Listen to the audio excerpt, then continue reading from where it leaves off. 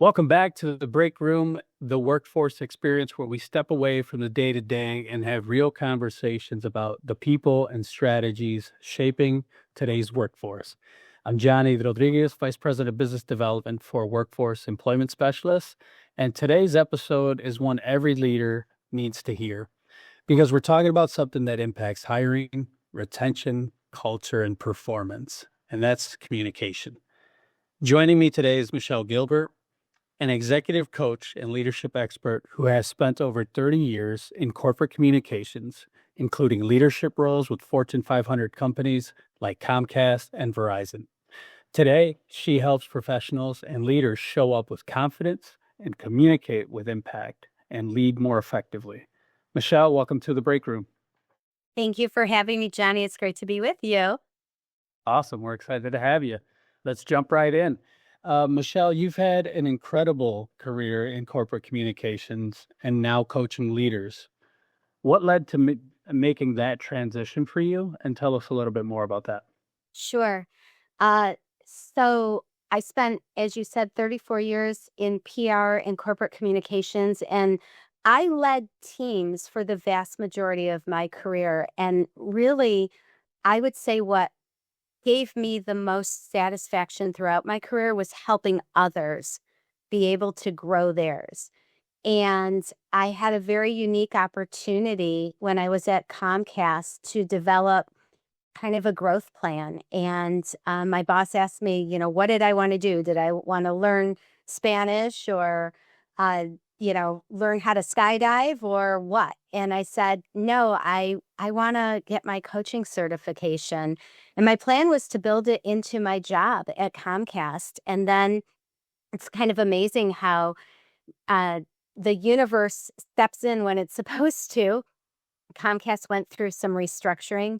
My job was impacted, and my choice was whether I wanted to write my next chapter or apply for another job. And all I can tell you, Johnny, is every intuitive bone in my body said it was time to fast track my plans and start helping other leaders grow their careers. And so that's really how this all started.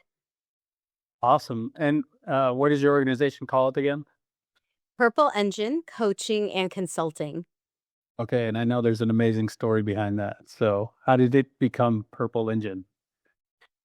So the color, now you're going to make me remember how I came up with this name. So the color purple stands for, if I'm remembering this correctly, truth and honesty. And an engine gets you where you need to go. And so I put those two words together because, leadership is tough. And there's, you can read all the handbooks that you want, you can go to trainings, but day in, day out, there are so many different situations that leaders need to navigate. And it doesn't really matter how experienced you are, there's always a new personality, something different to deal with. And being able to have that support in the moment from a trusted confidant, someone that you can work things out with, go deeper within yourself to figure out, what am I stuck? Why am I avoiding this difficult conversation? It's not just about learning how to communicate. It's about what is it inside you that's impacting your ability to communicate more clearly or more confidently. And so I feel like what I'm doing is such a gift for me, being able to share my own experiences and help people maybe avoid some of the mistakes that I made through the course of my career. And for me, that's really big, is we can all read books and learn from experts. If you want to learn how to decorate, you watch Martha Stewart, because Martha Stewart knows how to decorate, right? She's the expert at it.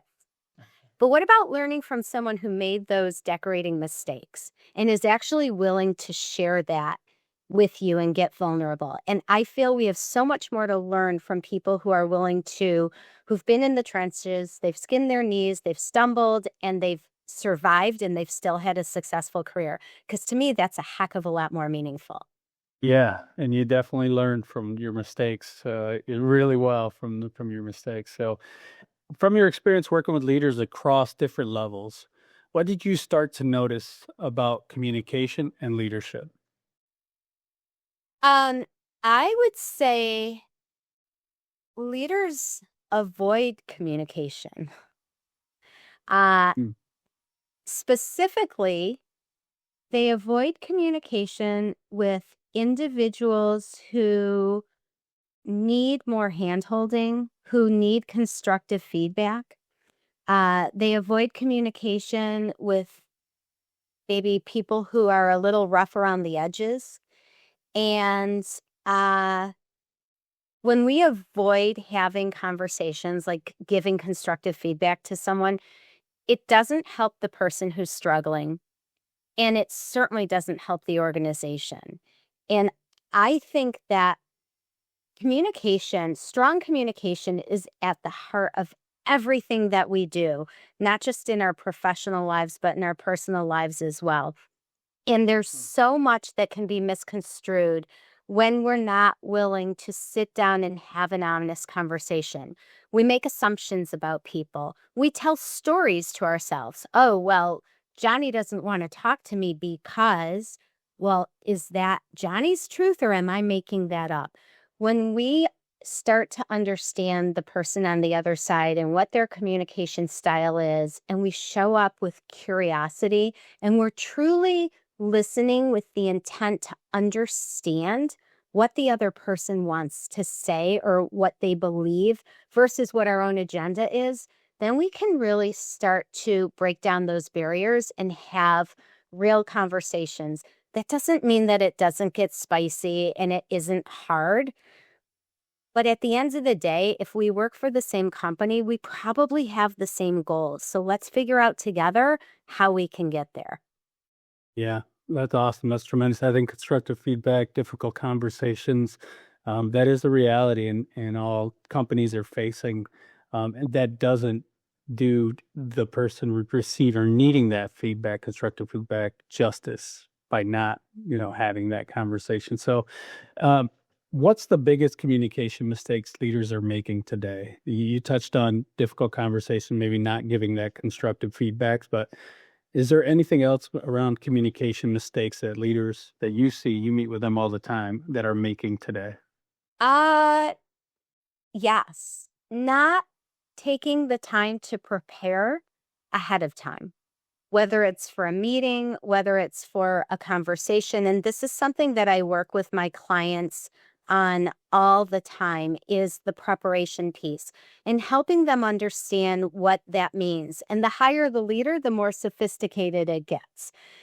Mm, So I'll give you an example. I work with a vice president at an organization, and she's very good at what she does and very well respected.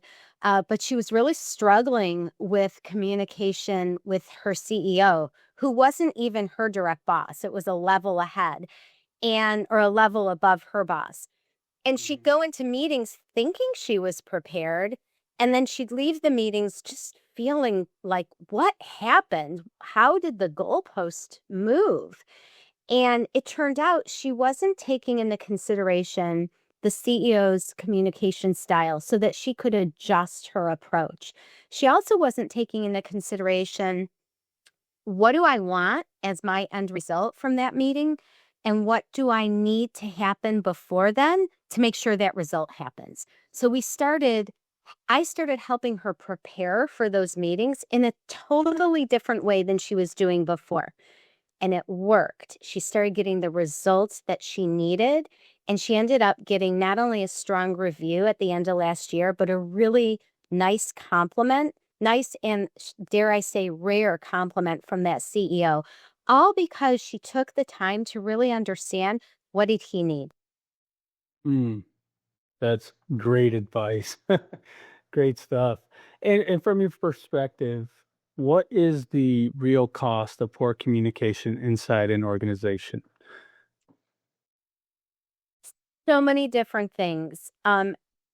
I would say certainly it breaks down trust when there's not strong genuine communication, it's hard to trust someone. I also think that it affects our personal brands when we don't communicate clearly, um, when we don't communicate with impact. A lot of people tend to ramble. I'll give you that just as an example. And I actually wrote a newsletter about this recently, a mistake I made when I was younger in my career. I went into a meeting, I wasn't prepared. My boss asked me a question, and I was just filling space, not making any point. And he cut me off in front of everyone. And it was truly embarrassing. And I wish he would have handled it a little differently with a kinder approach. But either way, that lesson stuck with me, and it made me realize how important it is to come to meetings prepared, know the points you want to get across. And if a question is asked and you don't know the answer, stop trying to guess the answer in front of people. Just say, I don't know, I'll get back to you. Yeah, I tend to ramble, so it needs some growth there for sure. Well, don't be hard on yourself, Johnny, because I think we all have the ability to ramble. And it's not that we're trying to eliminate anything. We're just trying to be more aware of it so that we can get in control of it. Love that. You talk a lot about executive presence, and I think that term can feel vague for people maybe not used to, what that means. So how would you define executive presence in a practical way? That is a really great question, because I think executive presence means a lot of different things to a lot of different people. And I don't think that it's just one thing. I think that executive presence is built up by yourself and felt by others through lots of different actions. But it truly is the ability to instill confidence through how you show up, how you communicate, and just as importantly, how you respond in the moments that matter. So let me give you a few examples. So we talk about clarity. Do people understand what you're saying? Are you rambling? When you're rambling, you're not putting your best foot forward. You're not showing that executive presence. Confidence. Do you believe what you're saying? How can I expect you to buy into what I'm saying if I don't even buy it myself? And when we talk about, I'll go back really quickly to what you asked earlier about mistakes that leaders make. Another mistake leaders make is they don't do a good job of explaining the why behind a change. Employees want to understand the why behind something in order to get behind it. And they may not agree with the why, and that's okay. They're never going to agree with every decision leadership makes, and it's not, quite honestly, it's not their job to. But if they understand the why, it's easier for them to get behind it. And in order for them to get behind it, the leaders need to understand the why and believe in the why. Yeah. And then the composure piece, how you respond in the moments that matter. How do you handle tension? How do you handle pushback or uncertainty? I once had a boss who got so angry with me over something so insignificant that he kind of flew off the handles. He swore at me, he yelled at me, and it was a defining moment. I lost a lot of trust in our relationship. And when you lose your cool with your employees, is that showing executive presence? Or how do you handle those moments? It doesn't mean you can't disagree. It doesn't mean you can't share disappointment, but it's about how you compose yourself. That really, truly matters. Yeah. Awesome. Well, thank you for that. And for someone listening right now, maybe they're a supervisor, team lead, middle management and growing, or even just entry level moving into middle management. What's one thing they can start doing immediately to improve on how they show up? I would say I I don't want to sound like a broken record here, but it goes back to preparation. How are you preparing for those meetings, those conversations? When you have a one-on-one with your boss, have you prioritized what are the most important things that you want to make sure that you cover so that if your time gets reduced from 30 minutes to say 15 minutes, you're covering the most important things? And then Hmm. this may sound obvious, but so many people make this mistake. Stop multitasking. Our brains cannot fully be present on more than one thing at a time. And when you're in a meeting, and I'll be the first to admit that I've gotten caught being in a meeting, finance is giving their update, and I'm like, well, this doesn't affect me. And so I start answering a couple emails, and then all of a sudden I hear my name. How embarrassing is that when you don't even know why your name was called? So I would say that, be present in the moment and listen to understand what the other person is truly saying so that talk about showing up with executive presence, um, being able to really articulate after someone is speaking and understanding what they're saying is really demonstrates executive presence. Yeah, and being present is so important and difficult to do. And the being prepared. I love that you said too about the story where the CEO, the lady, learned kind of that CEO style and their pain points and their goals. Um, that's really difficult and kind of it's really strange maybe to try and figure out that person that you're meeting with or group, what are their goals? What are their styles? We're typically looking at ourselves like, all right, I'm preparing for this and this is how I'm going to do this. So those are great things.